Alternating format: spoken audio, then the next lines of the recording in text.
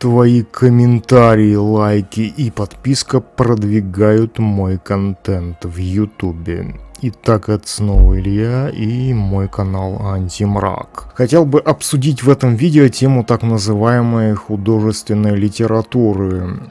На самом деле мне нет никакого дела до этой самой художественной литературы как таковой, поэтому если то, о чем я буду здесь говорить, заденет кого-нибудь, то это не потому, что я старался кого-либо задеть, а потому что мне действительно нет никакого дела до художественной литературы, и говорить я о ней собираюсь в контексте мысли о том, как связан уровень развития общества и степень его потребностей в художественной литературе. А также я буду говорить о художественной литературе в контексте мысли о том, что она является в чистом виде продуктом общества потребления. Начнем с того, что я не понимаю, для чего нужна художественная литература. И я и вправду не понимаю, для чего она нужна. Я слышал такую точку зрения, что произведения неких классиков художественной литературы имеют какой-то глубокий смысл. Например, какая разница,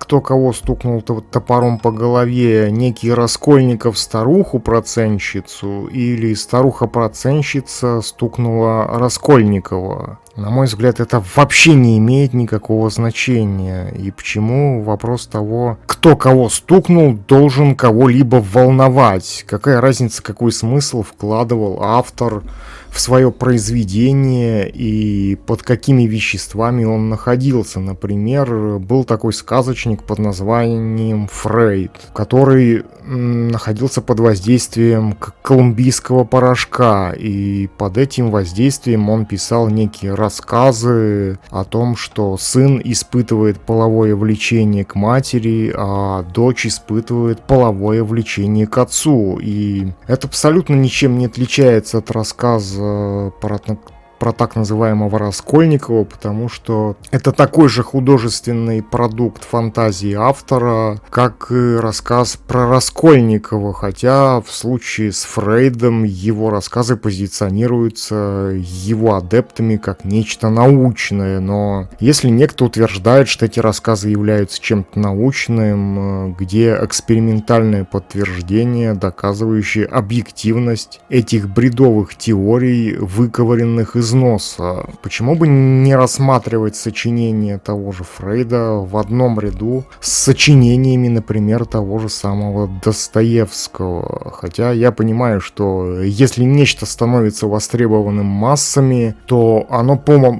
умолчанию воспринимается как нечто изначально наделенное каким-то сакральным смыслом. Обыватель не утруждает себя тем, чтобы разобраться в смысле или отсутствии смысла тех или иных письменных творений авторов. Если ему скажут, что некий Фрейд пишет научные труды, то обыватель так и будет думать, что это и есть научные труды, потому что есть некие адепты, верующие в научность этих сочинений. То есть обыватель может потреблять все, что угодно и называть это чем угодно, лишь бы это отвлекало его от объективной реальности. Если ему интересно то, почему Раскольников стукнул старушку топором, то пусть думает, почему он это сделал. Художественная литература — это продукт массового потребителя. На самом деле художественная литература — это такой же продукт для массового потребителя, как и современные телевизионные шоу, так называемые, в которых обывателю показывают то, что может его хоть как-то отвлечь от его бедственного положения, чтобы отвлечь его внимание от того, что на самом деле определяет его жизнь. Но уж если ему интересно то, почему Раскольников осуществил акт насилия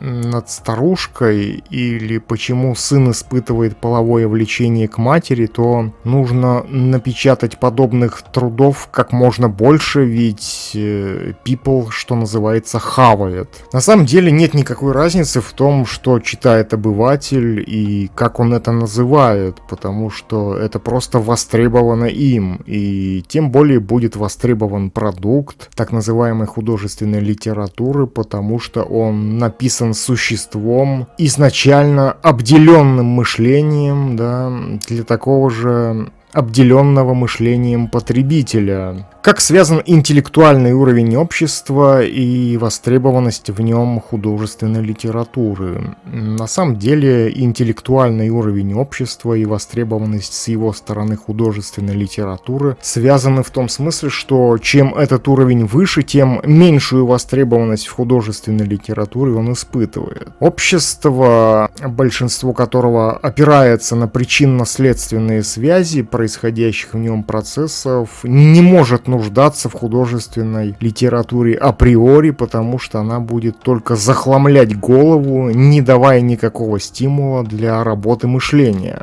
Благоразумному человеку не нужно знать, кто с кем спит, кто где отдыхает и кто на ком женился, или кто кого ударил топором по голове. Но вся художественная литература именно об этом. В ней описывается сам обыватель с его обывательскими представлениями. То есть художественная литература — это в чистом виде продукт для массового потребителя, не способного мыслить, и поэтому она не может измеряться никакими критериями, кроме как обывательскими. Так или иначе, художественная литература живет в обывательской голове, а авторы этой литературы воспринимаются потребителями как некие народные авторитеты, хотя сам факт того, кто является авторитетом для большинства, не может свидетельствовать в пользу его авторитетности, например, с точки зрения науки той же самой. Потому что наука базируется на эксперименте, и поэтому в ней нет авторитетов. Авторитетным в ней может быть только тот, чьи теории подтверждаются экспериментально. В науке мнение большинства вообще ничего не значит, потому что большинство не оперирует категориями причинно-следственных связей, и роль так называемого искусства, частью которого и является художественная литература, дает возможность отключиться от этой реальности, давая ему повод для размышления о том, кто на ком женился, кто с кем спит, кто от кого забеременел и почему некто стукнул топором бабульку-процентщицу по голове.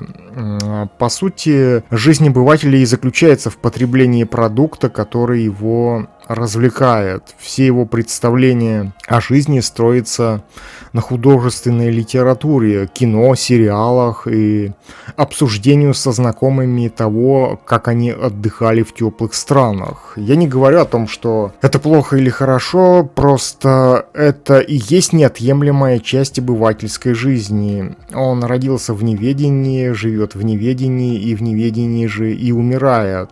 Это не хорошо и не плохо, это просто свойство большинства. То есть художественная литература — это то, что необходимо для большинства, потому что это продукт массового потребления, который понятен для потребителя по причине того, что он не требует того, чтобы в нем разбираться, да, потому что в нем нет никакого интеллектуального содержания. Художественная литература — это в чистом виде продукт общества потребления. Художественная литература — это в чистом виде продукт общества потребления. Она может вызывать только одну реакцию в виде принятия факта ее наличия, потому что есть факт наличия самого большинства, которое ее и потребляет. То есть факт наличия большинства уже по умолчанию свидетельствует о том, что оно будет потреблять продукт художественной литературы. А значит, Раскольниковы в рассказах будут разламывать черепушки бабушкам, а потребитель будет думать о том,